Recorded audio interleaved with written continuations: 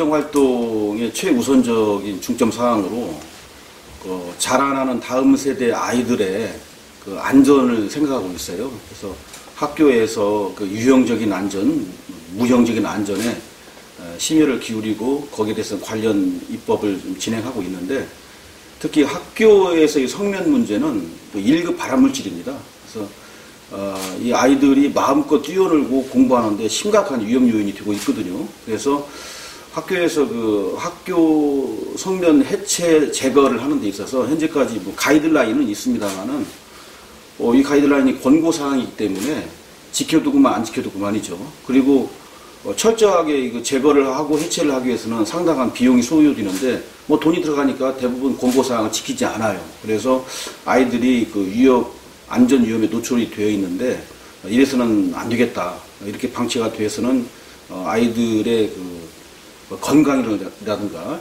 마음껏 뛰어놀고 공부할 수 있는 환경이 지장이 되겠다 판단이 들어서 제가 작년 그 12월 6일 날 가이드라인을 의무적으로 준수하게 하는 그런 그 학교 환경보건법, 학교 보건법 개정안을 이제 발의를 했거든요. 그래서 이제 아직 그동안에 1월, 2월 달에 국회가 제대로 가동이 되지 못하고 이제 뭐 3월에 대해서 늑장 가동이 되고 있는데, 어쨌든 간에 빨리 입법을 좀 서둘러서 학생들이 마음껏 뛰어노고 공부할 수 있는 환경을 조성하는데 이 학교 성면 해체 제거가 완벽하게 이루어지도록 노력을 다하겠다는 것 말씀을 드리고요. 이것은 여야가 따로 없고요. 어쨌든 간에 우리 아이들의 그 안전과 건강을 위해서 반드시 그렇게 돼야 된다고 생각하기 때문에 아마 큰 무리 없이 무난하게 통과될 걸로 보고 있고요. 또 아이들뿐만 아닙니다. 그 선생님들, 교원들, 뭐 이런 분들, 또 학교 종사자들도 굉장히 안전해서 나름대로 이제 보장받을 수 있기 때문에 반드시 의무적으로 좀 이렇게 준수할 수 있도록 그렇게 최선의 노력을 다할 작정입니다. 지난 3월 4일 날 그 한유총회에서 이제 계약 연기 투쟁을 선언하지 않았습니까? 물론 그랬으니 하루 만에 이제 끝났는데요. 하루도 사실 길었습니다. 우리 자라나는 정말 어린 아이들이 이게 유치원에 가지 못하는 상황을 우리가 이제 막을 수 있었던 것에 대해서 좀 다행이라 생각하고, 한유총도 무조건적인 그 계약 연기 투쟁을 처리했던 것에 대해서는 당시에 뭐 늦었지만 만시지탄이지만 다행이라고 생각을 했고 있고요. 그 에듀파인을 이제 1단계 이렇게 도입을 하게 되는 과정이 있거든요. 원화 이제 200명 이상 되는 사립유치원에 100% 적용을 하고 있는데, 이렇게 되면은 그 회계 투명성이 제고가 되면서 아이들에게 좀 더 양질의 교육을 시킬 수 있지 않을까 판단이 됩니다. 회계 투명성하고 무슨 양질의 교육과 무슨 관련이 있냐 하겠습니다만은, 아무래도 공공성 강화라든가 회계 투명성 제고가 되면은 어쨌든 간에 그 유치원 당국에서도 또 유치원 원장님들이나 선생님들이 좀 더 아이들 입장에서 또 학부모님들 입장에서 교육을 할 수 있다는 환경이 저는 조성된다고 보기 때문에 에듀파인을 이제 도입하는 것에 대해서는 좀 적극 찬성하고 있고, 그렇게 유치원에서 이제 도입하는 것에 대해서는 다행스럽게 생각을 하고 있고요. 사실은 이제 에듀파인이 뭐 맞는 건 아닙니다만은 어쨌든 그동안의 회계가 좀 부실하게 관리가 되고 또 일부 일탈된 극소수입니다만은 사립유치원에 일탈 행위가 있었기 때문에 이것들을 막아내는 데 있어서는 에듀파인이 그나마 현재로서는 제도적인 장치 일환이 아니겠냐 판단이 들어서 사립유치원에 이제 동참하고 있는 것에 대해서 좀 다행스럽게 이제 생각을 하고 있고요. 제가 이제 작년에 이제 그 유치원 3법에 대한 그 나름대로 중재안을 발의하지 않았습니까? 근데 아직까지 그 여야의 그 담합 정치, 그 다음에 특히 양당의 그 꼼수 정치와 지그재그식 그 국회 보이콧으로 인해서 아직까지도 이제 그 진행이 되지 못하고 있는데, 빠른 시일 내에 패스트 트랙이 정상 궤도에 올라갈 수 있도록 최선의 노력을 다할 예정이고요. 그렇게 되면은 좀 더 마음껏 아이들이 역시 뛰어놀고 공부할 수 있는 환경, 그리고 유치원에서도 아이들을 좀 더 정성을 다해서 교육할 수 있는 환경, 이런 부분들, 그리고 학부모들이 마음 놓고 아이들을 보낼 수 있는 환경, 이런 부분들이 조성이 되지 않을까 싶어서 하여튼 유치원 3법에 대한 입법화를 최대한 서두를 작정을 갖고 있습니다. 처음에는 많은 국민들께서 연동형 비례대표제가 무엇인지 잘 몰랐어요. 그런데 우리 손학규 당대표께서 단식투쟁을 열흘 정도 하시고 뭐 정의당의 뭐 이정미 대표도 그렇게 하셨고, 그다음에 정동영 대표도 가열찬 투쟁을 하시면서 연동형 비례대표제가 이런 것이구나 하는 것이 국민들이 어느 정도 이제 알게 되셨고 공감대가 형성됐다고 보고 있고요. 가장 중요한 것은 우리 국민들의 소중한 한 표 한 표가 사표가 되지 않고 그것이 그대로 민의에 반영이 되는 선거제도, 선거 시스템, 이것이 저는 국민들이 진정으로 바라는 선거개혁이라고 저는 보고 있어요. 정치개혁이라고 보고 있기 때문에 여야의 셈법이 약간 다르긴 합니다만은 결국에는 연동형 비례대표제가 지금 진통을 겪고 있습니다만은 결국에는 도입이 될 것으로 좀 확신을 하고 있고요.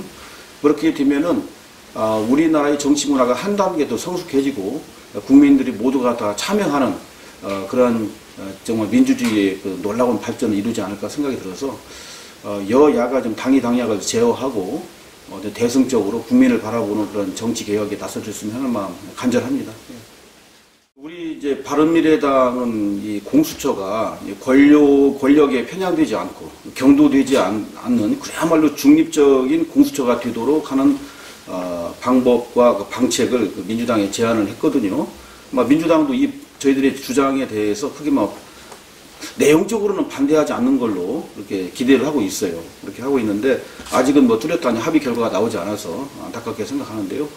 사실 그 관건은 그렇습니다. 이게 공수처가 이제 수사 기소권을 모두 갖느냐 안 갖느냐 이런 입장이거든요. 그런데 민주당은 수사와 기소권을 공수처가 가져야 된다는 입장이고 우리 바른미래당 입장은 수사와 기소권을 분리를 해서 그 권력기관의 그 중립성을 제고하고 그러면서 투명성을 제고하고 그러면서 한 곳으로 권력이 집중되지 않으면서도 견제와 균형을 이뤄내는 그런 주장을 하고 있기 때문에 결국에는 민주당도 그런 저희 대의와 그 대승적인 상황에 대해서 동의해 줄 걸로 기대를 하고 있어요.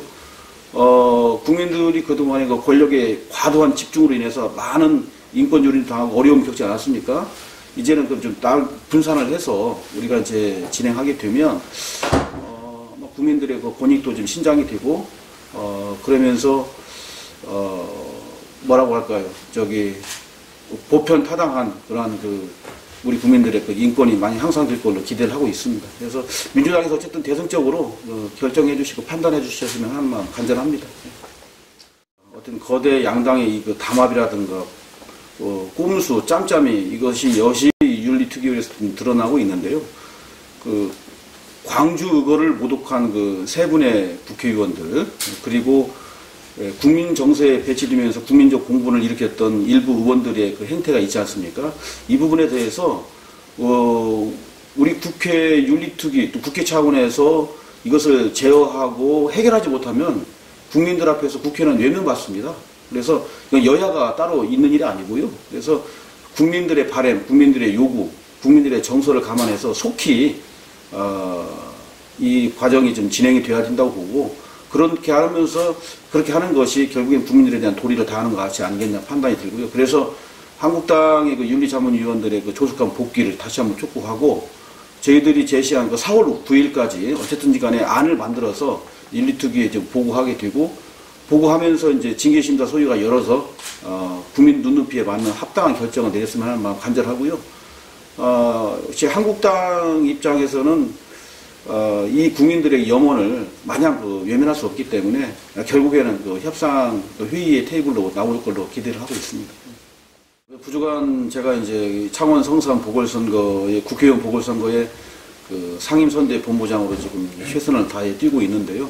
많이 부족합니다만 어쨌든 최선을 다해서 뛰고 있고 저는 상원 선산의 현장에서 선거를 지휘하고 뛰다 보니까 이 일개 국회의원 한 지역의 선거가 아니고 현 정권의 경제 파탄, 경제 도탄에 이르게 여러 가지 무분별한 정책에 대한 심판 선거가 될 수 있겠다는 생각이 들고 있고요.